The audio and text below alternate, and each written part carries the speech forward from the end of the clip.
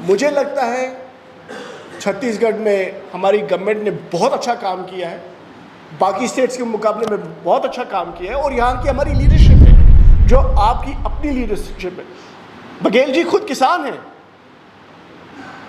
किसान फैमिली के, उनको पता है इस स्टेट में क्या क्या ज़रूरत है। ये मोदी जी आएंगे, पोस्टर लगाएंगे, कहेंगे मैं यहाँ चीफ मिनिस्टर बनूंगा, बन जाए चीफ मिनिस्टर। उन्होंने, मैंने सुना, दावत दी है लोगों को कि आप आइए यहाँ पे, जब बीजेपी की हुकूमत बनेगी आपको निमंत्रण कार्ड बांट रहे हैं।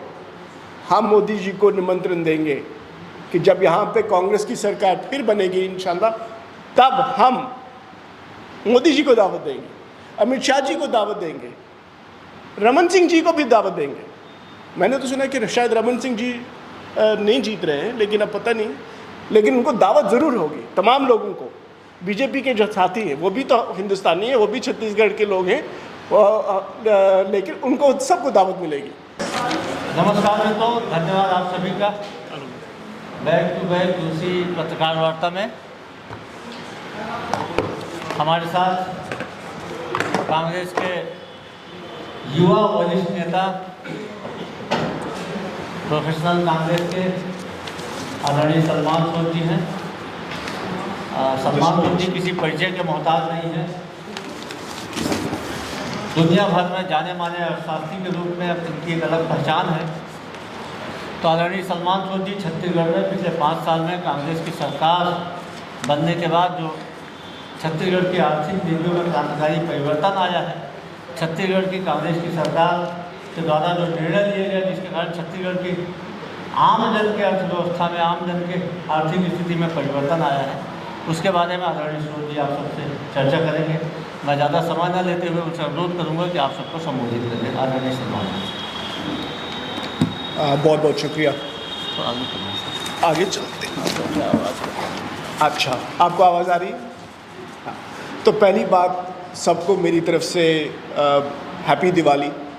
आप यहाँ पे हैं, दिवाली का टाइम है और आप यहाँ पे हैं, मैं आपका बहुत शुक्रगुजार हूँ और कांग्रेस पार्टी आपका शुक्रिया अदा करती है।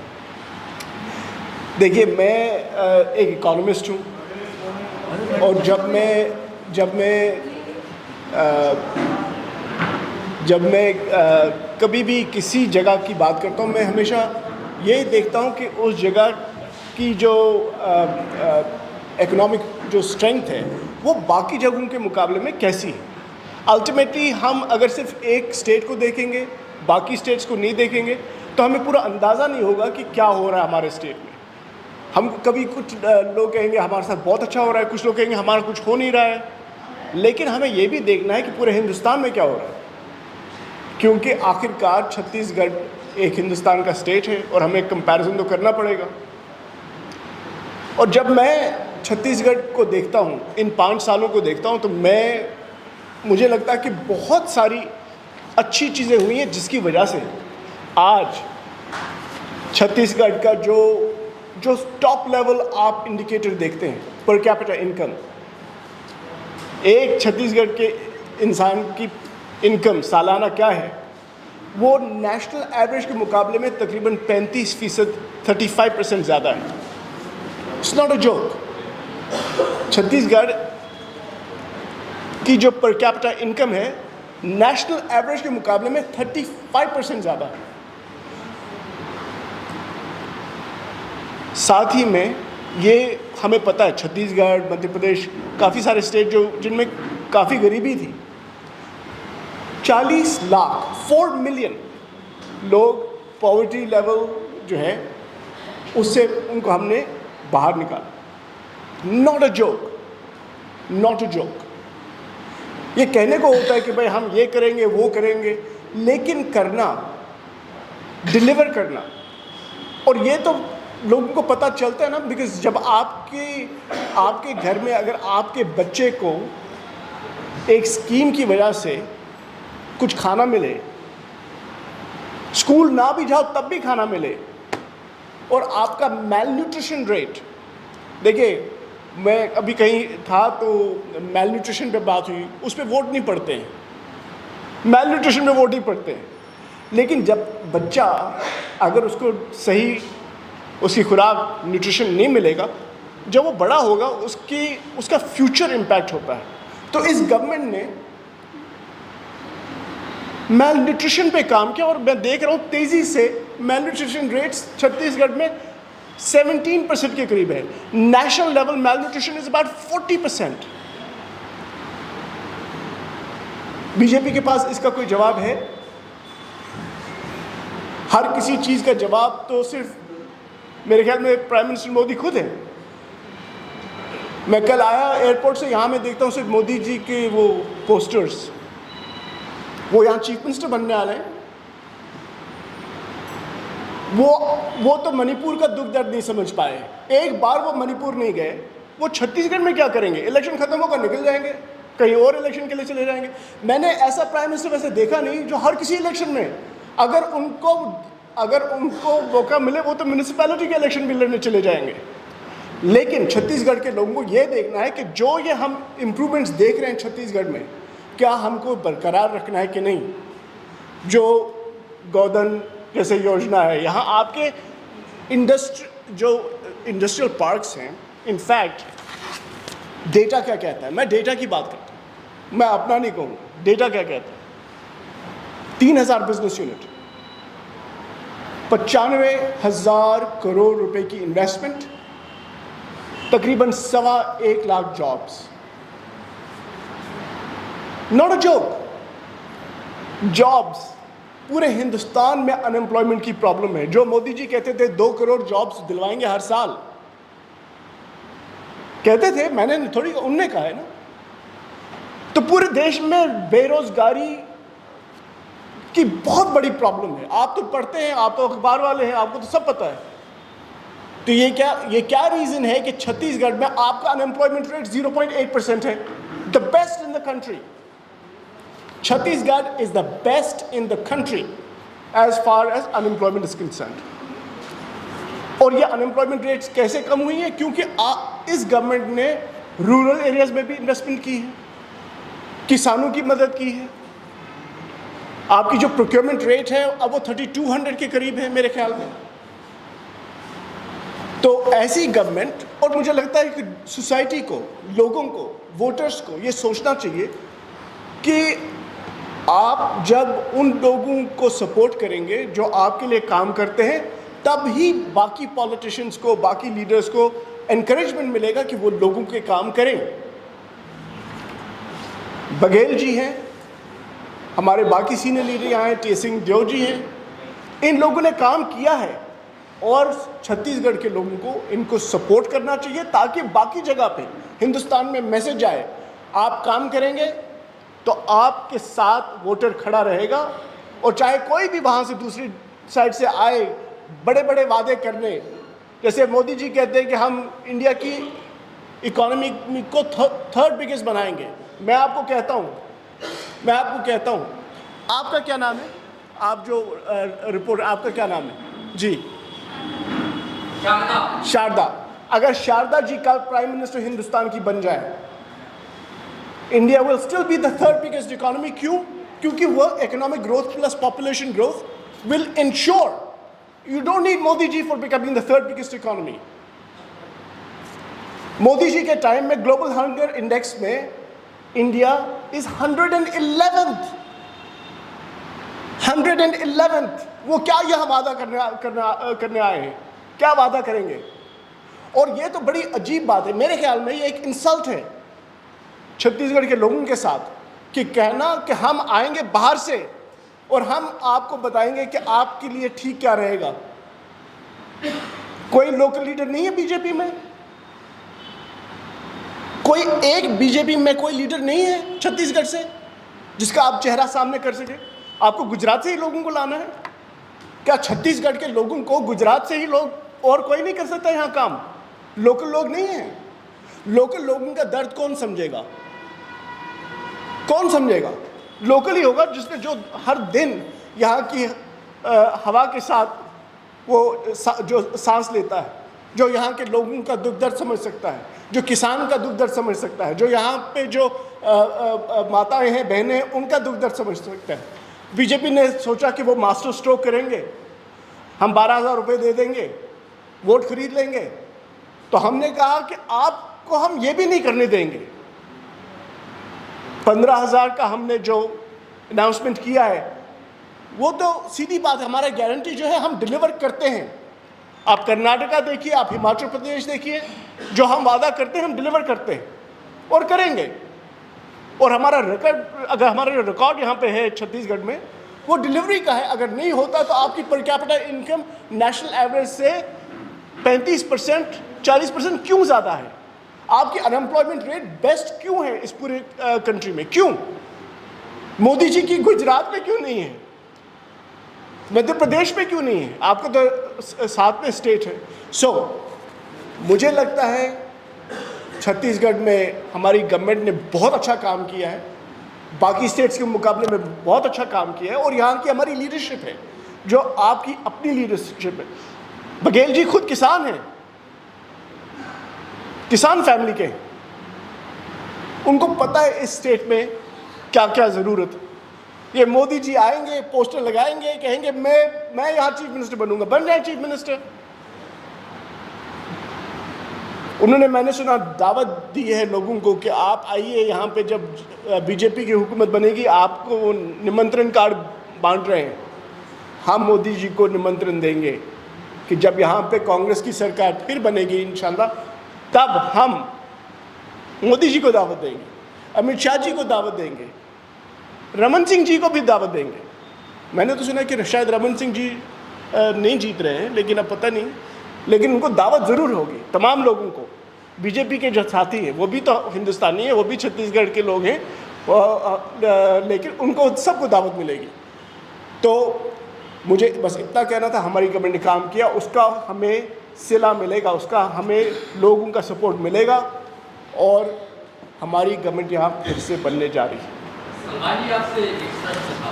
जी। आप अर्थशास्त्र के गहरे जानकार हैं, पता चला। और देखिए, भाजपा के भी शासनकाल में प्रदेश कर्ज में था, कांग्रेस के शासनकाल में प्रदेश में कर्ज में रहा।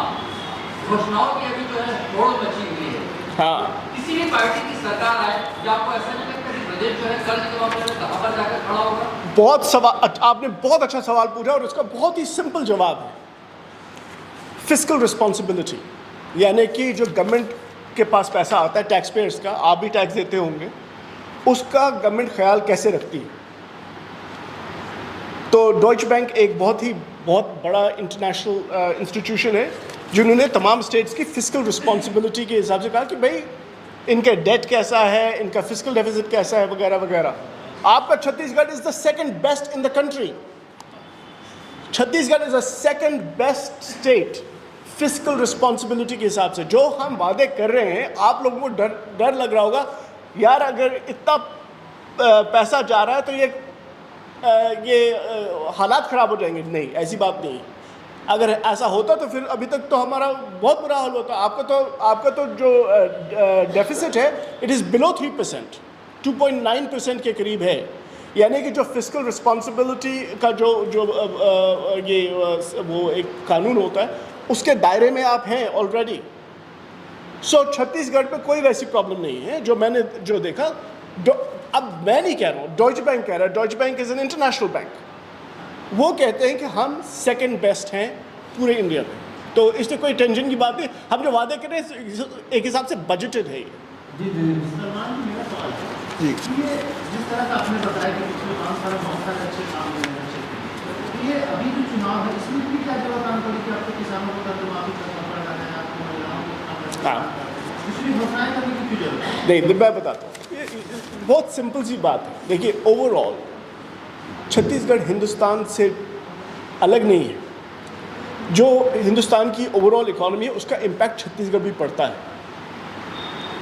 एंड अनफॉर्चुनेटली जो मोदी जी के टाइम में हिंदुस्तान की इकोनॉमी ठीक काम नहीं कर रही है। अगर कर रही होती तो आपका ग्लोबल हंगर इंडेक्स 111 पे नहीं पहुंचे आप होते, आप नेपाल के पीछे नहीं होते, आप बांग्लादेश के पीछे नहीं होते, आप पाकिस्तान के पीछे नहीं होते। मैं प्राइम मिनिस्टर नहीं हूँ। वो जो नेशनल लेवल पे हो रहा है उसका इम्पैक्ट जो है वो छत्तीसगढ़ पे भी पड़ेगा, क्योंकि हम ये तो छोटा सा स्टेट है ना।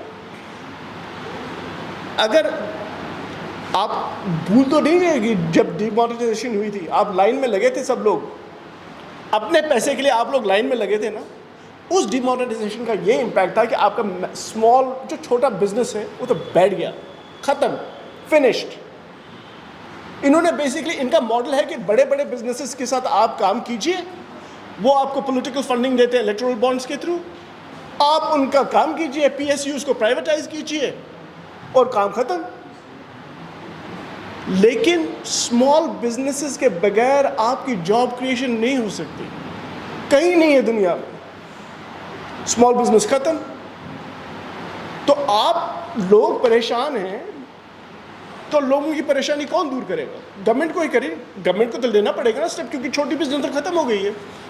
तो जो ये रूरल इंडस्ट्रियल पार्क्स हैं, जो फ्रेट कॉरिडोर बन रहा है, the biggest in Asia freight corridor जो आपका बनने वाला है, जिसके लिए इन्होंने मेरे ख्याल में 1000 एकड़ की ज़मीन एलोकेट की है।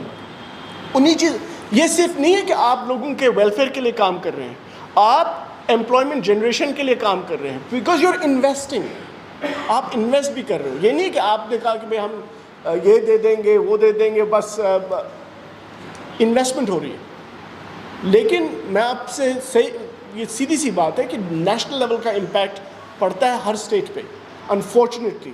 तो जो बाहर जो हो रहा है उसका इम्पैक्ट क्या हो रहा है? इनफैक्ट आप लोगों को पूछना चाहिए बीजेपी से, मोदी जी से, कि आपने अगर ऐसा बुरा हाल नहीं किया होता तो शायद इन चीज़ों की ज़रूरत ना पड़ती। लोग परेशान हैं, इसलिए हमारा काम है कि लोगों की परेशानी दूर करना, अदरवाइज पॉलिटिक्स में रहने का क्या फ़ायदा है? सलमान जी, एक सवाल है। आप लोगों ने सबसे पहले 17 घोषणाएं की, घोषणा को करने का घोषणा पत्र लाया था 20 वाले, उसके बाद अब दूसरी चरण के चुनाव के 4 दिन पहले आप लोगों की घोषणाएं की हैं, क्या इस पर जनता कॉन्फ्लिक्ट नहीं पड़ेगा? देखिए, पहले हमारे नेताओं ने ना, मैं जवाब मैं मेरी तरफ दे रहा हूँ, मैं यहाँ पे चेयरमैन हूँ, मुझे रखा है। पहले चूँकि उनको लोकल जानकारी नहीं है इसलिए मैं बता रहा हूँ। पहले 70 घोषणाएँ जो हुई थी वो कांग्रेस पार्टी के नेताओं ने गारंटीज दिया था। उसके बाद अपना मैनिफेस्टो लाया, उसमें हमने 20 दिया। उसी समय हमारी प्लानिंग थी कि हम गृह लक्ष्मियों के लिए गृह लक्ष्मी योजना दिवाली के दिन लाएंगे। वो हमारी प्लानिंग के तहत हमने दिवाली के दिन कुछ किया। और दूसरी बात ये है, इलेक्शन जो होता है, एक इलेक्शन डायनामिक इलेक्शन होता है। मैं आपसे सिर्फ ये कह सकता हूँ कि कांग्रेस पार्टी ने ठान ली है कि भाई चाहे कुछ भी हो जाए, हम लोगों की सेवा करेंगे। और जितना ये, क्योंकि जो बीजेपी के जो बड़े बड़े वादे होते हैं ना, कभी वो मोदी जी के वो 2 करोड़ जॉब्स वगैरह जो नहीं कभी हुए, कुछ लोग शायद कभी हो सकता है कि भाई ओ ये तो ज़बरदस्त अनाउंसमेंट वगैरह, हम इनका एक भी ऐसा इशू नहीं है जिसको हम छोड़ देंगे। क्यों? क्योंकि इनके आने से यहाँ पे हालात ख़राब हो सकते हैं। कि आपने मणिपुर में डबल इंजन देखी कि नहीं? इनकी डबल इंजन सरकार नहीं होती, इनकी ट्रबल इंजन सरकार होती है। Trouble, they are a trouble engine सरकार। एंड बाय द वे, मैं आपको ये बताऊँ, मैं इकोनॉमी के हिसाब से कहता हूँ। मुझे याद है हमारा ऑल इंडिया प्रोफेशनल्स कांग्रेस का यहाँ पे कॉन्क्लेव हुआ था, रघुराम राजन आए थे। रघुराम राजन दुनिया के बहुत ही बेहतरीन इकोनॉमिस्ट में से एक हैं, वो आए थे और उनको हमारे साथियों ने कुछ रूरल एरियाज़ का दिखाया कि हम यहाँ पे क्या कर रहे हैं, जैसे गोधन योजना वगैरह वगैरह। Very impressed.